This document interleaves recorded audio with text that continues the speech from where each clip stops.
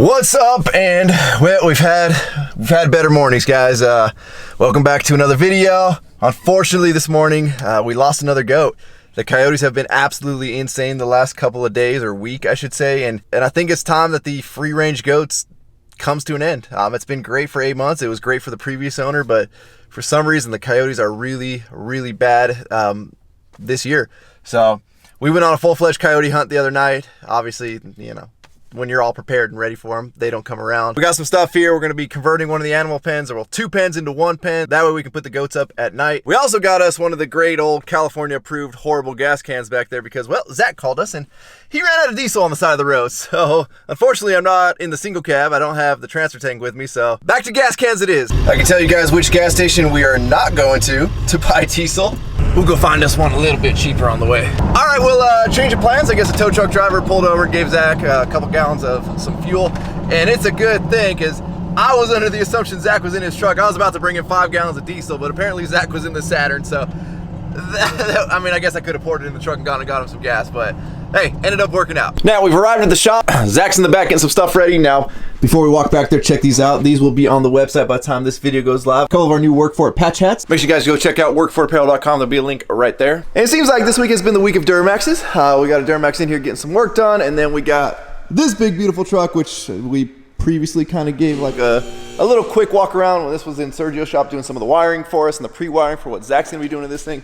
And this is gonna be kind of something interesting to see this one come together. We got a ton of parts over here in boxes right here. More parts than most people try to cram up under their truck. So Zach's got his work cut out for him on this one. You may notice there's 2 Nathan K5 setups here. That one is mine. This is the one that's gonna be going on the customer's truck. And basically they're going with a K6 LA. So K5 LA obviously has the 5 trumpets or 5 horns.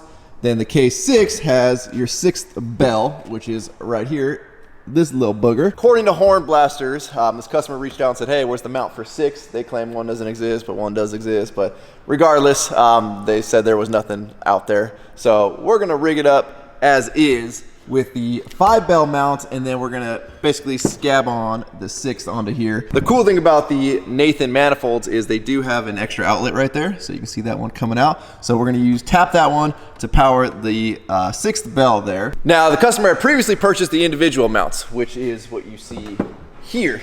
And they're just basically little C-channel brackets that we would have to basically mount these horns all kinds of different places up underneath the truck. Not my favorite way of doing it. I don't think it looks good. You can't beat the actual manifolds here like the 5 bell one that they have here. Zach's got some modification to do because he also needs to fit a, what, 12.5 gallon or 12 gallon monster air tank there.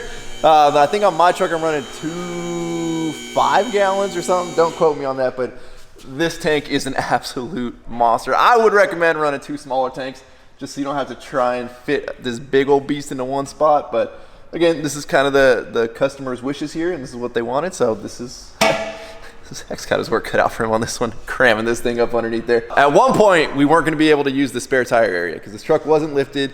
The owner wanted to retain the spare tire, but thankfully he lifted the truck and said, yeah, the spare tire is useless now. You guys can use that area. The other thing that's doing different versus some of the stuff that we see here is instead of 2 compressors, which most people run, he's opting to run 4 compressors. So you can see we've got the 2 dual Viair kits here, the 485C Platinums, which again, we gotta cram 4 compressors, 6 true real metal giant train horns, the giant tank, and the valves and all that stuff up underneath it.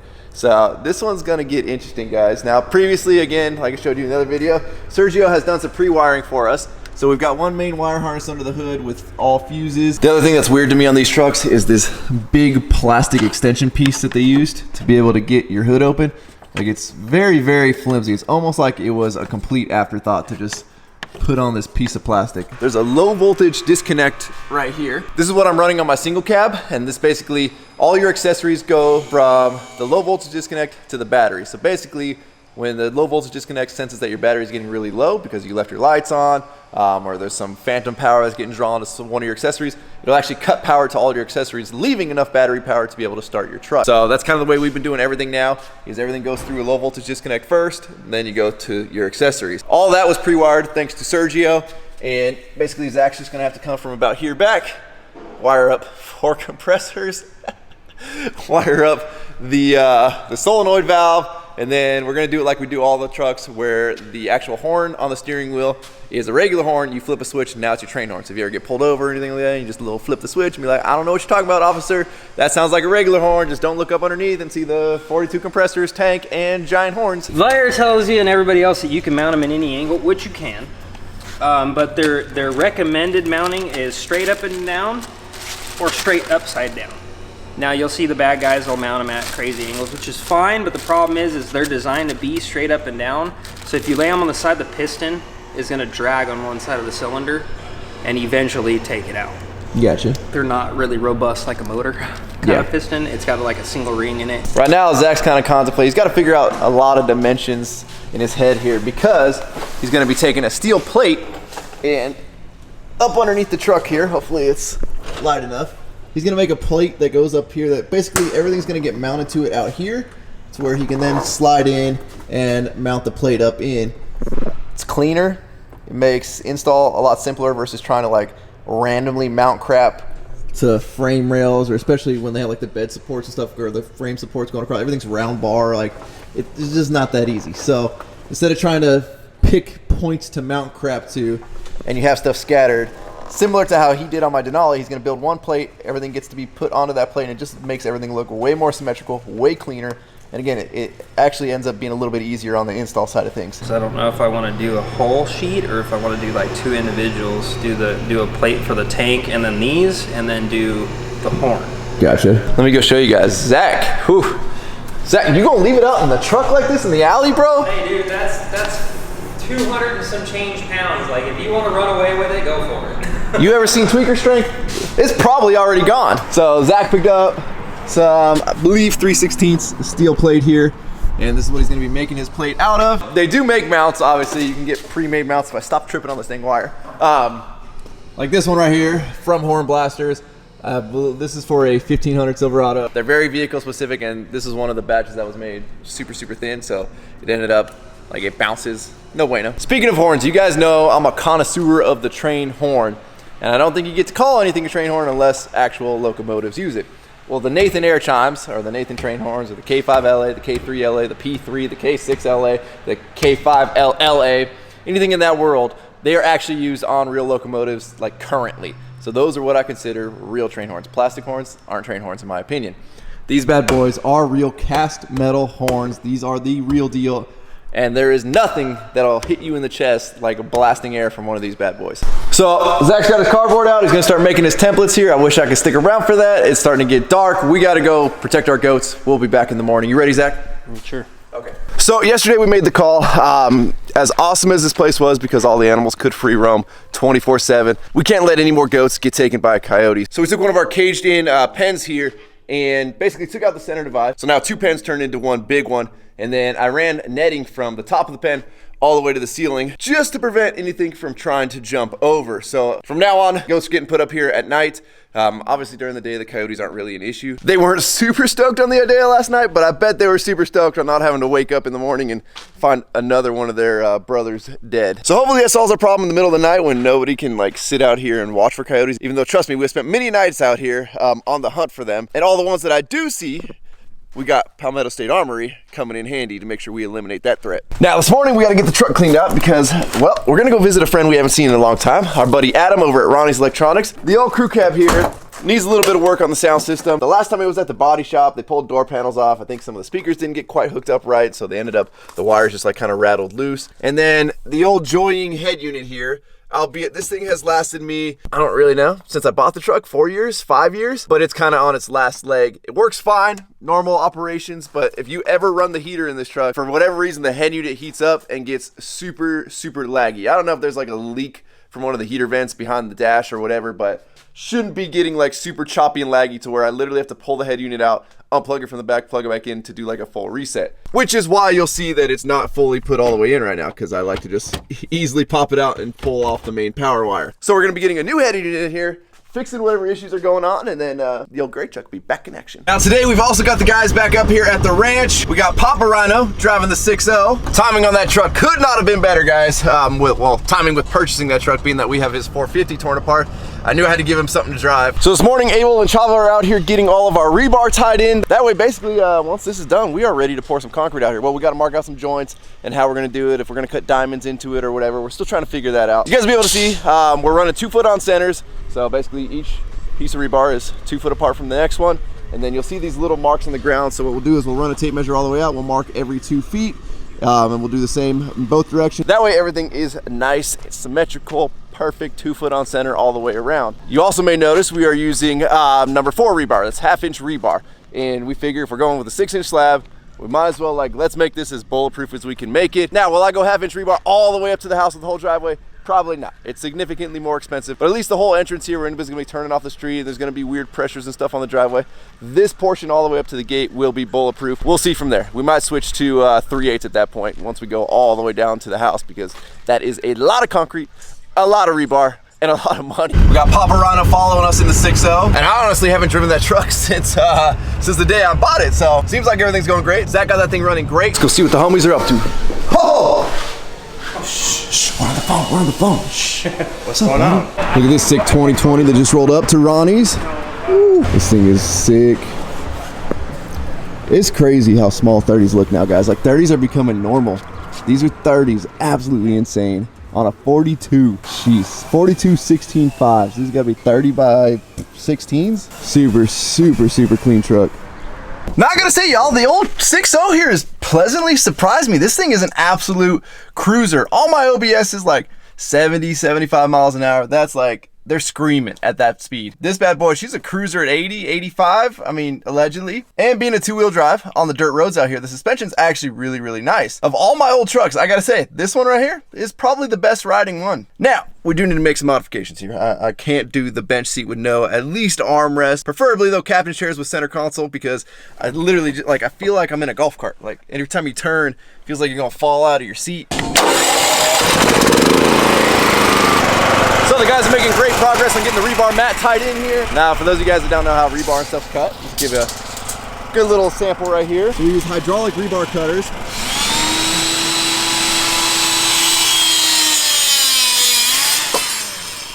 Makes cutting it super, super easy. You guys have probably seen the rebar cutter benders. We don't even have one out here. They're kind of antiquated at this point. We got 2 or 3 guys trying to stomp down on the actual cutter itself to try and get it to cut rebar. That's the way to go, 100%. We actually have a bigger one, but we only pull it out for a bigger bar. If we're doing a ton of number 5 or 5/8, or if we're doing a bunch of number 6 or 3/4 inch rebar, we'll bring the bigger one out. But this booger right here, she is small, she's compact. It doesn't weigh a million pounds like the little bit bigger one does, so this one travels with us to most job sites. And then again, being that like we don't want to ever skimp or cut corners or anything, we take a lot of practices in building other stuff and we apply it to what we're doing. So a lot of people will just, you know, run their mat over. They think, well, you got a thickened edge, more concrete's better, it's stronger, just leave it as is. But we've got all of our L's coming in, and obviously this will get lifted up. They're not gonna be touching the dirt there. And this will tie everything into our thickened edge slash footing, to the actual mat and the actual slab back there. And then all of our curbs will be getting a piece of rebar suspended in them. Kind of run out of number 4 rebar, so we might just use a stick of number 5, but we'll basically suspend a piece of rebar in the center of the curb here, and that'll again tie everything in together. Is a lot of what we're doing overkill? Absolutely, but I've learned in the past, and you guys know I preach it all the time, spend the money up front, do it right up front, and just eliminate the chance of ever having issues with anything. So I'd rather spend the money up front right now, build this thing absolutely bulletproof, and then later down the line, we're not dealing with issues on this. We can continue to move on to other projects. All right, y'all, well, the rebar is all tied. You can see just our center bar here going down the curb. We just floated off of our little spreader board that we put there, and then obviously, as we're pouring, we'll snip these and then yank the tie wire out. That way, obviously, we can finish around it and you don't have little tie wire pieces sticking up, which is another thing. If you're ever tying a rebar mat, don't ever let your tie wire stick up like that, because there's a chance, depending on where your rebar sits in the concrete, even though it should never happen, but there's a chance that could come up through the surface. And then you're gonna be fighting it, trying to get it back down to actually finish your concrete. We will be putting dobies under these, which are the little concrete blocks that you see that raise up the rebar to put it exactly where you want it inside of the slab. We don't want to put them in now until we pour, just because we don't want any animals walking through here or anything like that, tripping, breaking a leg or whatever. And typically, if you're doing like a number 3 rebar or a 3/8 rebar mat, you don't want to leave them up until pour day anyway, because if somebody comes through, starts walking on it, 3/8 rebar is a lot easier to bend, and then you're gonna have some weird inconsistencies in your rebar. So next up is we're gonna head up to the animal pens, and we're gonna finish installing the spigots in the goat pen, well, the new goat pen. But check out Chava and his little pre-runner going on here with the F-150. Look at that. Cut rear bedsides and everything to a stock bumper. You guys think I have a lot of vehicles? Chava has way more vehicles than I do. Anytime we're on a job site, somebody's selling a vehicle, he's like, gotta have it. Now, if y'all have been with the channel for a little bit of time, especially since the fires came through the ranch, you guys have kind of seen how we've been tailoring things around here. If you guys remember when the fires came, we lost all water pressure and we lost our well system. When I was just having to drain out of my big tank here using a filter, because, you know, we don't want to give the animals rusty water, and then bucket everything over to each one of the animal stalls. Well, I vowed after that day, it was time to start making things a lot easier and a lot more efficient around here. So right after the fires, before we even had water pressure restored, we started running all of our underground piping, which is then run to each animal stall here. That way each animal stall ends up having a spigot, which makes filling water troughs really easy. And eventually my goal is that these are all gonna be automatic waterers at some point. And then we never actually fully finished because other projects take priority, especially when you're working on your own stuff. So again, this used to be 2 stalls that we combined into 1, but we had never fully finished the water setup on this side. So we have all the PVC running over, all the water, it all runs to here. Now we just got to put the spigots on, especially being that the goats are going to be living in here every night. And I got to say, everything we've done so far is working great. My little ghetto sink setup out here works awesome. You get beautiful water pressure over here. Come over, wash your hands. Obviously, being that this plastic sink's outside, it does get a little bit dirty, but she works awesome. Can't complain. And then we did pre-wire the entire, I don't know, stall area, I guess is what you call this, for lighting. So there's going to be 3 UFO LED high bay lights that are in here. We'll probably have 1 that's always on and the other 2 will be motion or something like that. And then I have these big LEDs that are gonna be on either side here. 1 shooting out that way, lighting up that area over there, as well as 1 lighting up this front area in front of the animal stalls at night. That way, no predators feel comfortable hanging around here. Obviously, we'll keep it dark over here so the goats can actually sleep, but we'll try and project all the light out and around. Oh, what's up, Willie? You gonna come help us? You gonna come help us? You know you can come around and like, you can go inside the door if you want. You work on that side, Willie. I'll work on this side, all right? Or are you just gonna hope that there's more food in there? They ate all the food, buddy. Hate to break it to you. Willie, that door doesn't automatically open, man. But this one's open if you wanna use this one. Yeah, you can try this one, dude. We'll get the water shut off here. Looks like Big Walt is enjoying some nice fresh water. How you doing, big guy? Well, good to see you. Good to see you. And just like that, guys, the hose bibs are in. I still need to get a couple more clamps to actually clamp the PVC to the post there. But of course I ran out, so we'll grab a couple more of those from Home Depot. We are now gonna run back down to Ronnie's. Hopefully the crew cab OBS is done. Now, yesterday I ran into a little bit of technical difficulties with the camera, so we're gonna pretend like that never happened. There was never a weird cut there, but we did get my truck back. We've got the new head unit in here, no more joining. I just picked whatever Ronnie's had off the shelf there. It was the 8-inch Sony system. We needed one that you can actually adjust the height, being that this is a single DIN, so basically the radio's right there, and you need to be able to adjust the height of the screen up or down so it doesn't block the HVAC controls, because typically they'll hang down low. So far, this one looks pretty rad. It's got CarPlay, yada, yada, yada, and a huge shout out to them for leaving the plastic on. This plastic is a little obnoxious, I will give it to you guys. It may have to come off at some point. So this is take 3 of trying to finish this video, but we're finally back at the shop. Zach is over here. He's got his cardboard template that he has made that fits up underneath the truck there. He's trimming off the last little pieces there after he made some modifications. So basically, the way that Zach does things and the way that I do things is you kind of like hold it up there, mark it, cut it a little big, hold it up there, shrink it, shrink it, shrink it. You know, this CAD right here, cardboard assisted, is a lot cheaper than the other CAD. Yeah. So we do things like this. I don't have $3 grand to buy the program right now. Yeah. I mean, we have the machine to do it, but it locked us out, so. So we've actually put everything on here, the tank, the 4 compressors, the big horn. Well, we should also show you what's. All of this stuff fits on this cardboard, by the way. But it's slowly getting tighter and tighter. This piece was about to here when he first started, and then it's shrinking to fit up underneath the truck. We think it's gonna work though. It's gonna be a tight squeeze, but Check out how Zach mounted the 6th horn on this bad boy. Looking really good there with just, what is that, a 3-inch nipple? Yeah. Little 3-inch nipple there off of the backside of the manifold. Again, being that the Nathan manifold has that little extra outlet there, works perfectly to get the 6th horn to point down. I think it's actually gonna look really cool that way. Should go somewhere about like that. Oh, looking good, buddy, looking good. About, you know, here somewhere. We're gonna grab these 4 main bolts for this back frame section, which is the hitch, the receiver. Right. And then we'll have 4 nut certs in the center of this tube. That should do it. This thing's gonna be burly. Dude, the horns, they're like right. It's, yeah. Listen, if you want to do it right and you want to use real train horns, not plastic horns, you gotta go big and bad. And well, this is gonna be big and bad. Got really, I mean, we got 2 shots at it if we want, maybe 3. I might be able to get 2 out of one of these, but dollar-wise, we got 1 shot out of it because y'all know everything's expensive, including plate steel, so. All right, buddy, this is it.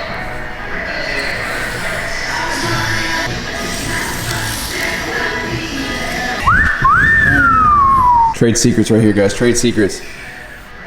Regular CAD, you type like r-radius / whatever. I actually don't know how you do it. Or you just grab the old Gorilla Tape and this. Oh, the Pep Boys coming in clutch for the big radiuses. Radii. Oh, beautiful. So we're gonna go grab the old plasma cutter here from Sergio. And again, for you guys wondering why we're not just cutting that on the computer, we got locked out of the software under all of our free trials, and we don't want to pay the money yet. Sergio, can't show this one. Can't show this one. Is it undercover? No. Oh, okay. It's the private security. Oh, private security. All right, we can show this one, Sergio. Yeah. We can show this one. All right, so we've got the plasma here. Got the spectacles. We're not like Dedic. We'll actually protect our eyes because, you know, we care. Now, we've gone ahead and moved the truck back a little bit. We're getting our plasma set up over here on this end of the shop because that's where we have our 220 plug. One of the other things we're going to be using, because obviously when you're doing plasma cutting, a lot of smoke comes off of it. So me and Dave made this like when I first got the shop. We don't use it very often, but we got this little sheet of plywood here. And in all honesty, I've thought about taking this to the bank and trading it in because, you know, it's worth a lot more than when we built that. Fits perfectly in our roll-up door here. You close the roll-up door onto it, put the fan behind it, and it works like an excellent ventilation system. Plywood's in, close the door up on top of it. Also, this fan has been through an absolute ton of crap. This thing has lived a very hard life, and it still chugs along just fine. We use it as ventilation in a spray booth one time, spraying like really thick wood stain, and this thing just is coated in it on the inside here because it was actually like the stain was so thick it was running through it. Still running perfectly. Oh, that's a ticket right there. Zach, it blows that way. Works.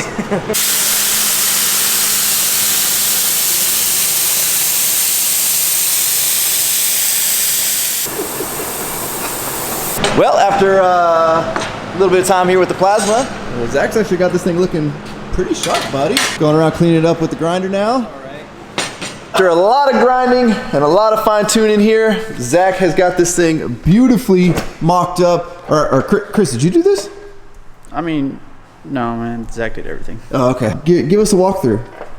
Well, here's the tank. Okay. Here's the horns, compressors, like, and then there's a mount. So what was this? I mean, it's just they're all like super tight. Oh, okay. And then we're just gonna, like, you know, zip tie a couple things and throw the bad boy up underneath the truck. What's that? That's for. Okay, it's for the hose. Why is there wires coming out of it? It's a pressure radiator. No. Oh. You could try. I mean, there's gonna be one on there, but yeah, that's not it. Well, what is it, Ryan? That's your solenoid valve, dude. Okay. Looks good, buddy. Looks good. So Zach has taken off for the night. He's gonna revisit this in the morning. And speaking of morning, me and Chris are gonna be out at the ranch doing some electrical work. But I got good news, guys. I got good news. I know we had kind of a cluster the other day when it came to the Tahoe wheels. Well, they have officially been sold. Oh, jeez, guy. Whoa, guy. Hands up. Are you my lighting guy? Oh, okay. It's a little bit more room we got in the shop here. And hopefully they're supposed to be here today, but maybe at some point in this video or the next video, the Tahoe wheels will be here, the new ones from 4 Wheel Parts, and we can actually get the thing on the real wheel and tire setup that it's supposed to have on it instead of it sitting on jack stands. So I'm pretty excited about today, guys. Hopefully I don't drop all of these lights that are in the golf cart right now. The back one makes me nervous. So the day that our goat got killed, I said, yeah, enough's enough. We gotta at least get some light out here. So I went on a little shopping spree, as you can see by all the boxes here, and ordered up a bunch of lights for our animal stalls up there, which we have already pre-wired. I meant to do this a long time ago. You know, we got a million other projects going on at once, and I kind of prioritize clients and other people's projects, and sometimes my stuff gets put on the back burner. Good news is we still got our 2 goats left here, and penning them up at night plus netting off that pen has actually so far been perfect. We know there's been coyotes back and they cannot get to the goats anymore, so very happy about that. And we got at cbailey619 over here playing with a willy. Right, you just love petting willies? That's a dirty willy? That's a dirty willy. Good morning, Willie. Good morning, Chris. Good morning. So like, if we wear an electrician shirt, we're an electrician today, right? Hell yeah. I like it, all right. So, you know, we got our main electrician, Chris, here today. I do a lot of things. I don't enjoy playing with electrical stuff. Chris weirdly doesn't either, but he does it. Gotta do what you gotta do sometimes, man. That is true. That is true. So, we got us, kind of give you a little rundown here. So, we've got these LED high bay lights. I know this box is upside down. From HYPERLITE. These came pretty highly recommended, and they're pretty dang bright. Let's see. Oh. All right, well, we're gonna lose some boxes there. We're gonna be running 3 high bay lights down the center here, which you'll see is already, again, pre-wired for. So we're probably gonna hang the light over here. We're just gonna run a little whip into that box. Same with there and same with down there. So we'll have 3 interior down lights, and they're all gonna be motion sensor. You have to order separate little motion modules that screw into the center of those high bay lights. So those should be showing up this afternoon. And then on the outsides here, you'll see we already pre-wired for some floodlights to light up all of this area. There's another one on the other side over there where the water tank is, and then I totally forgot we had done one on the front over here. So I need to order one more of these, but look at these monsters. 200 watt, 5,000 Kelvin LED floodlights. These things are absolutely massive. These are also made by HYPERLITE, and they make a couple of different sizes. There's actually bigger ones than these, even if you really want to go that route. I'm guessing these are going to be plenty. And these will be tied onto a dusk dawn or a photocell sensor. That way they come on at night. And again, like, we're going to make sure everything's strategically placed so the animals still have somewhere they can sleep and not have lights just pounding on them. But what are you trying to do? Willie, use a grapple step. Willie, you going to get in the truck? Come on, bud. Get up there, Willie. Come on. Oh, yeah, show him. Dude, you brought some fresh Nikes out here? Or are they just clean? That's clean. Oh, okay. Come on, bud. Dude, he can't. You're missing the little ball on the top here. He doesn't want to hurt his hoof.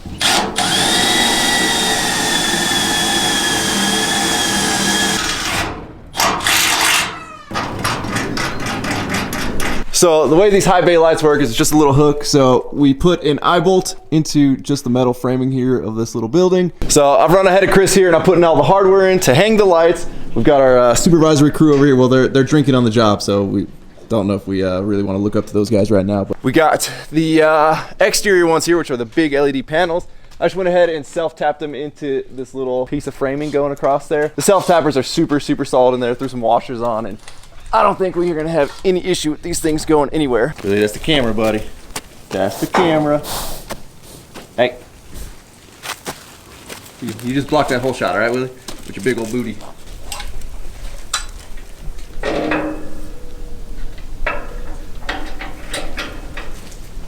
Now that I look at these lights, they would actually make great downlights, I think. I don't know. We got to see when we turn them on, but I'm leaving them down right now. That way Chris has room to get up there and wire it up before we actually flip them up and angle them to where we want them. Meanwhile, the donkeys are over here exploring boxes and stuff because these boogers love cardboard. Jeez, guys. Jeez. There is no nutritional value in this. Stop eating it. You just chilling over there, donkey? You know, owning donkeys is fun until they lay on their side like that, like way out in the field and don't move. And then you think you got dead donkeys, but they're straight up just big dogs. Like they'll just sprawl out, lay on their side and soak up sun and dirt and whatever. Well, that escalated quickly. Now we got 3 donkeys playing dead over here. Man, you're kicking your brother or sister or whatever. Oh, jeez. So we're taking a little break right now. There's a couple more parts that we need to finish the job, so we're gonna run to town and grab those in a minute. But we're heading over to James's house right now. We're gonna help him load up some dirt that he's getting for me for a job. By help load up dirt, I mean he called me and was like, "Hey man, you want to run the wheel loader?" I have a question. What's that? Why can't you like hold the steering wheel like that? Why you gotta go like this?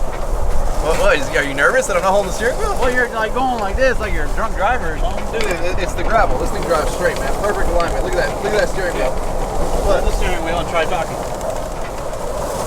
I don't know what to do. It's hard, man. Hard to hold the steering wheel and talk. I gotta use my hands. I'm Italiano.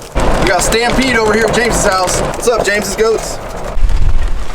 James is doing some screening for us. So right now it is very, very hard to find dirt. We're having to resort to some desperate times here, and James is using all of what he's got. That way we have something to backfill on a job that we need. Chris, we need to step our game up again, dude. I think James got his beat, man. We should just give up. Yeah, I don't really know if we got the budget to compete. No, we don't. I was cool with my, E32 Bobcat. We don't quite got the. You got 5 of those. We don't got the 330LX link belt.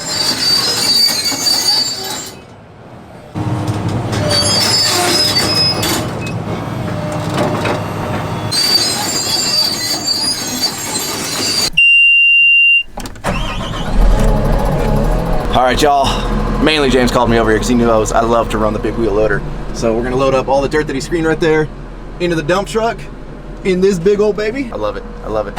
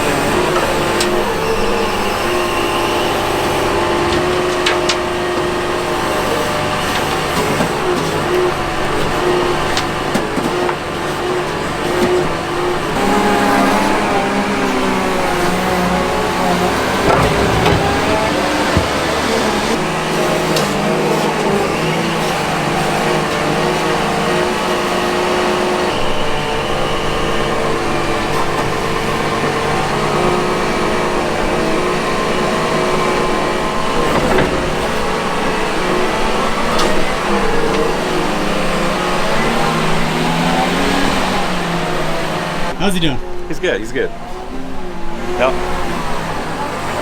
Not bad for a beginner? Nah, he's doing pretty good.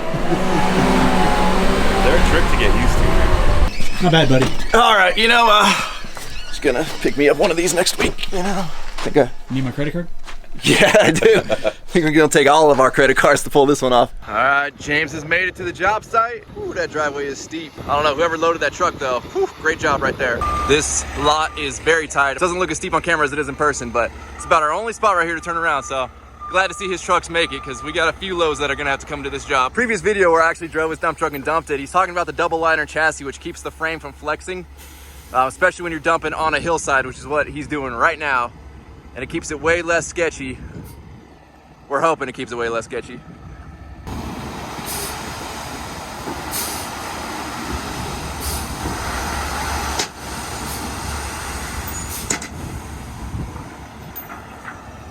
And there we go, first load up. Listen guys, I appreciate y'all wanting to help, but I can open this package on my own.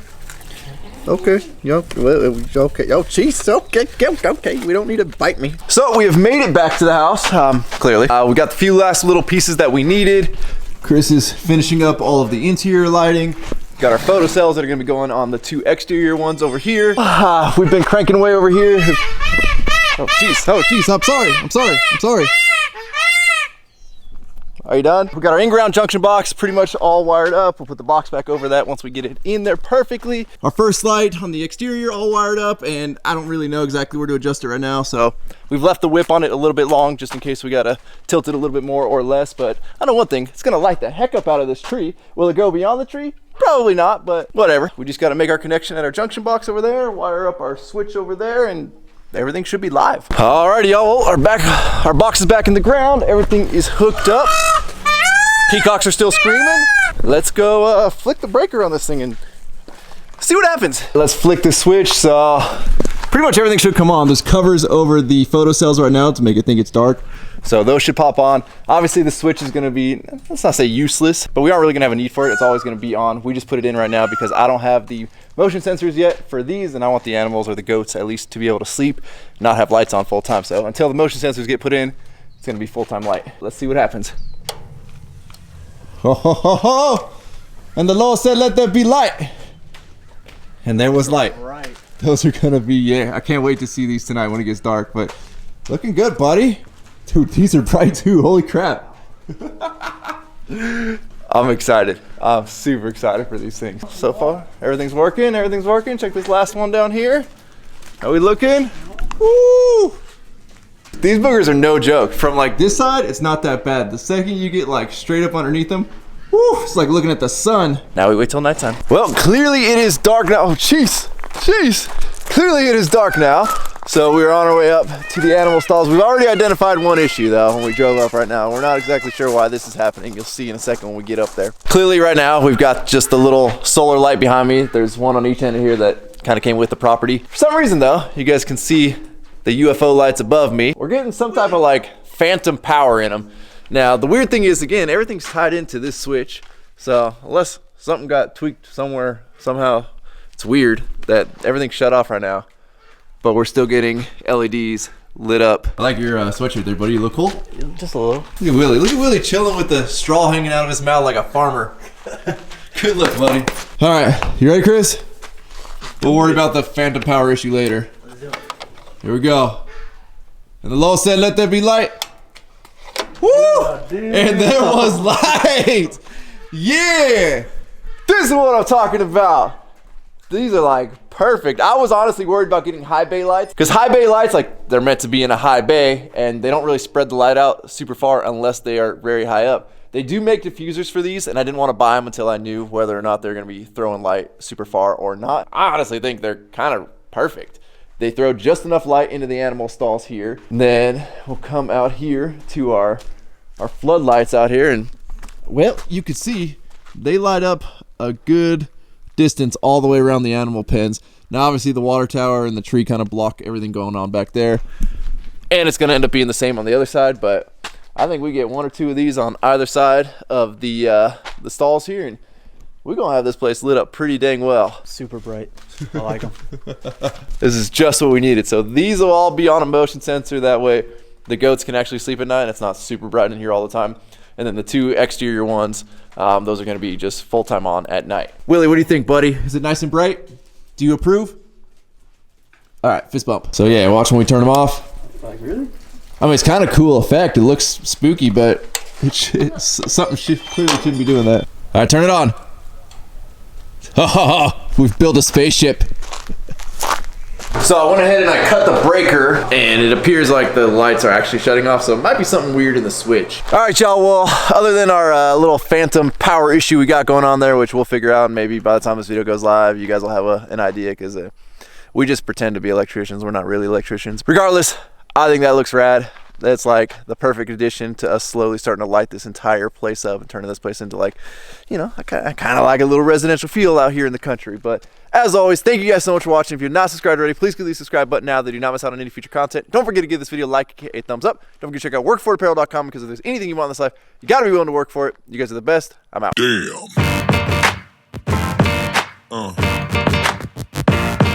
Yeah. Yeah.